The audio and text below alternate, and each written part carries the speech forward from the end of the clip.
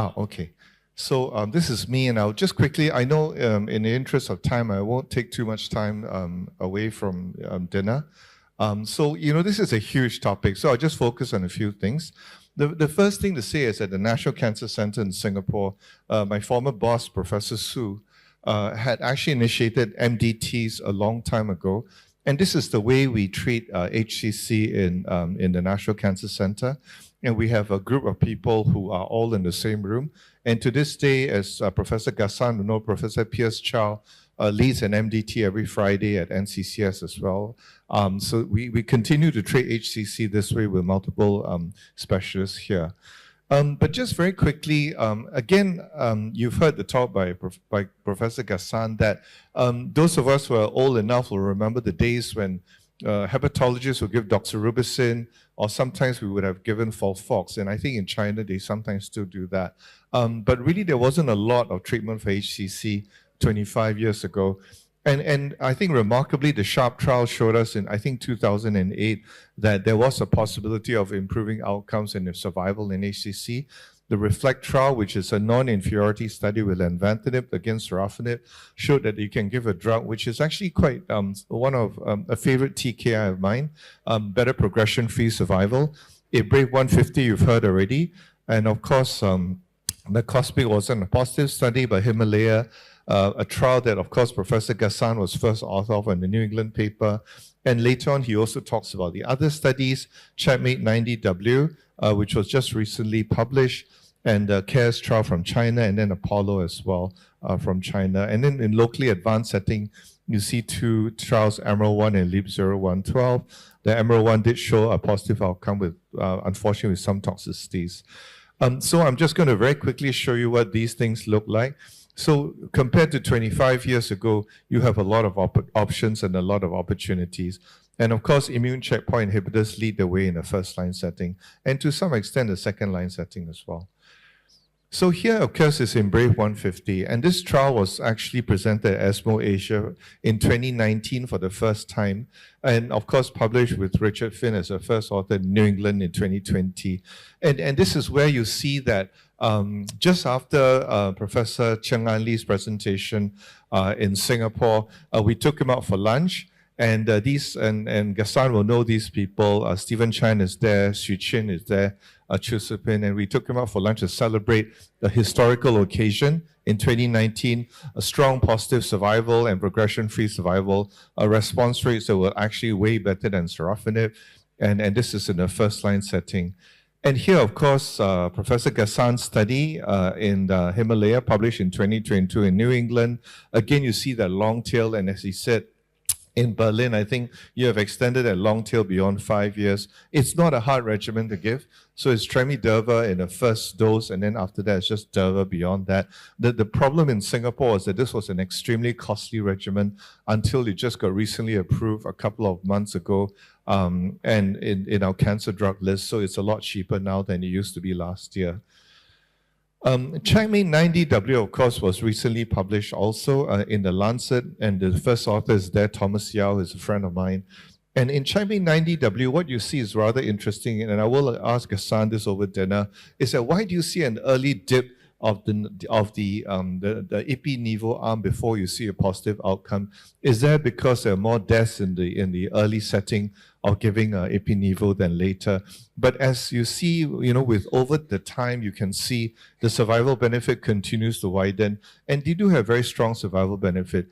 And here also there was a comment about how hepatitis B carrier patients were not that high in this group of people, and yet you saw a strong survival benefit.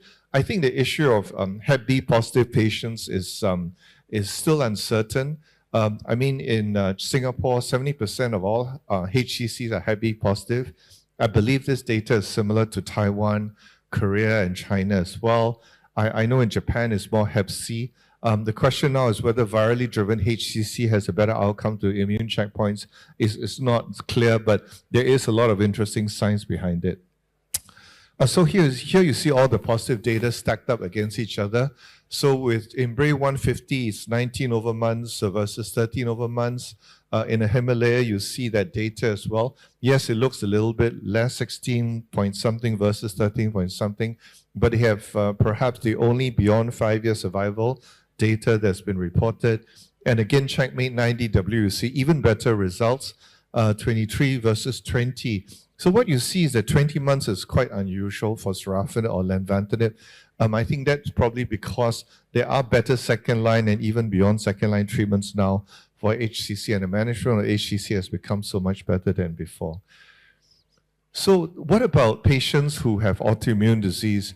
Can you give an immune checkpoint inhibitor in the context of patients with autoimmune disease? So from yellow to red, you see that, well, if there's only a family history or a bit of thyroiditis or thyroid disease, the answer is you can give it.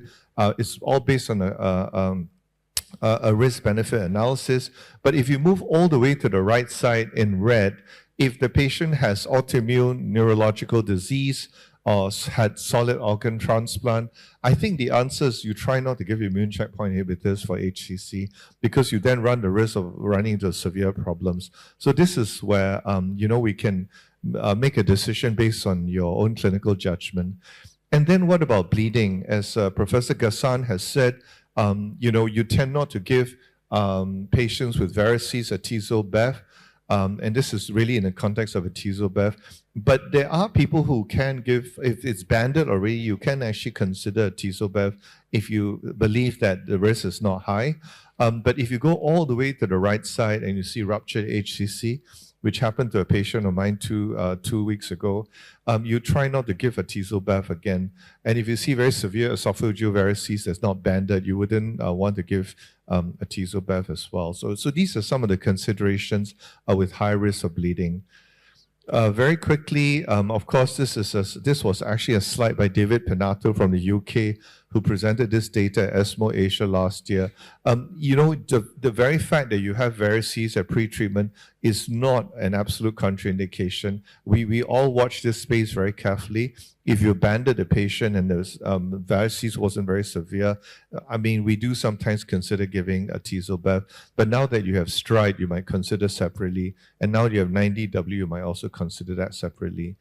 Cardiovascular disease, if it's just a question of hypertension or past history of ischemic heart disease with no acute coronary syndrome, you may not worry about that.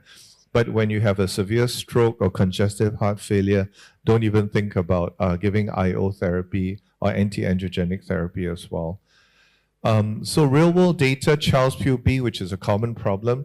I think the data for both nivolumab as well as now atezo-bev suggests that you can give these drugs in a context of Child-Pugh B patient. In B7, you still see a response rate and you still see a survival improvement, but not as well as Child-Pugh A. So I'm just going to very quickly wrap it up with the first case. This is an 82-year-old patient I treated in 2018. He had a family history of multiple cancers. He had prostate cancer in 2007, surgery and RT given, Hep B carrier on entecavir, former smoker, social drinker. So on a surveillance PMSA scan for prostate cancer, they found lung nodules and a liver lesion, 1.8 cm. I'm sorry, my bad, 2.9 cm. Alpha fetoprotein was quite bland, and he had fatty liver. So he basically had a liver biopsy done in 2018, which confirmed HCC.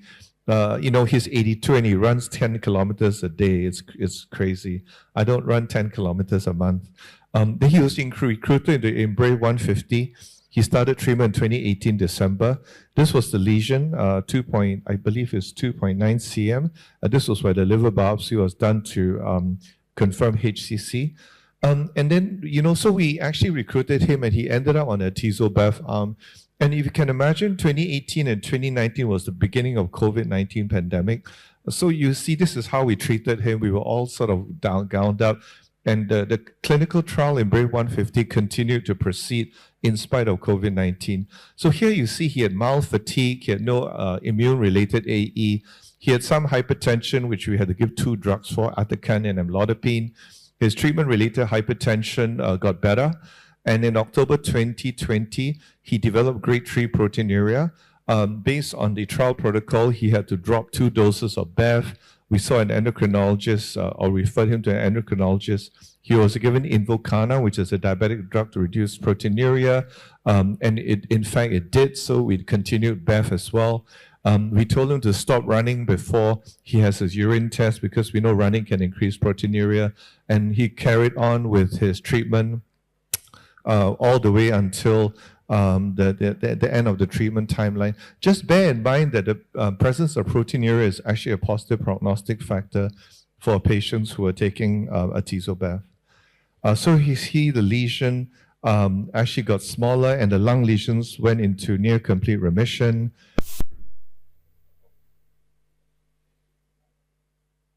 Oh, I think my microphone died, sorry. Not sure what happened.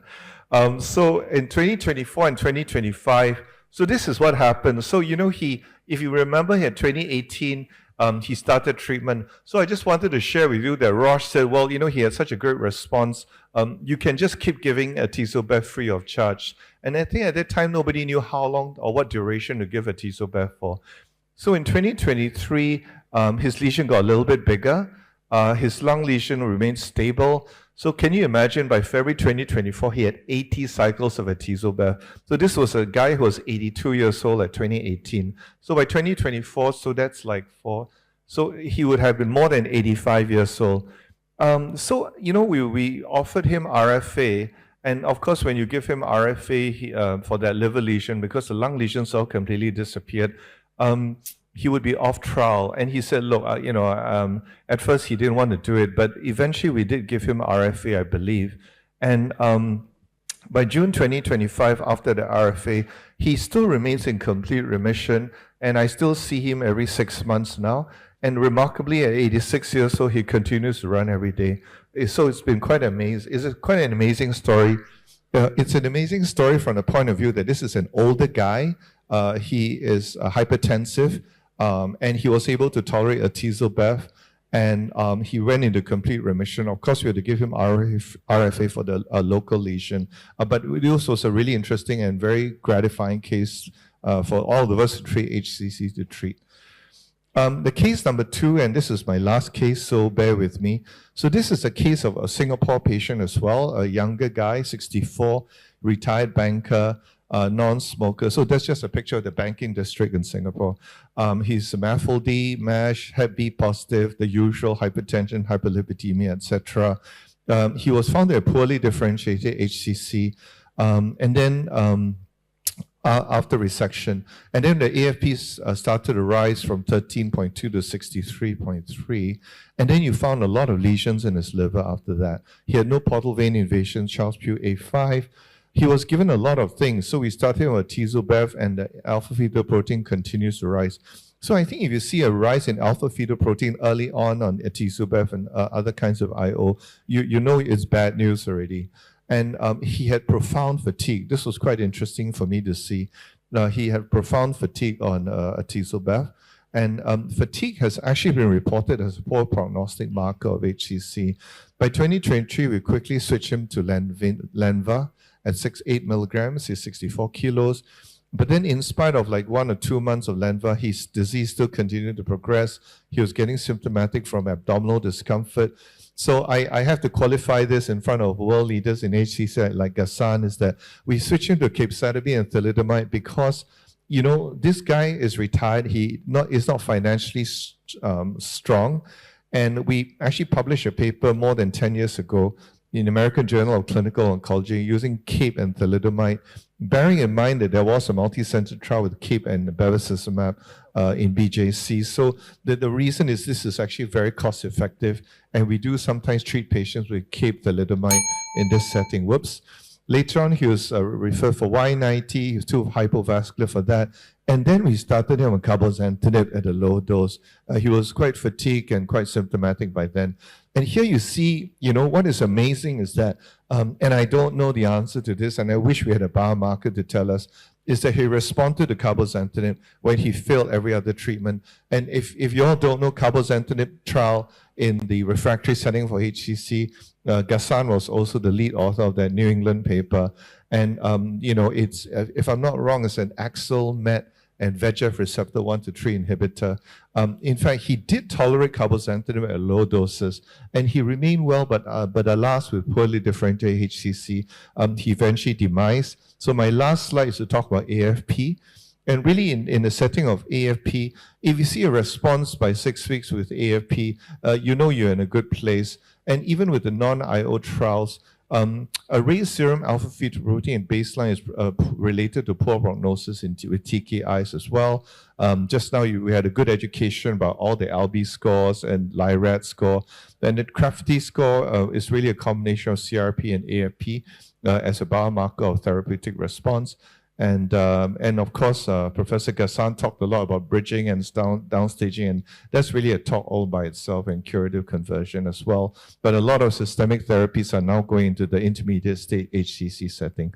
So with that, thank you very much. Thank you, Professor Han, for your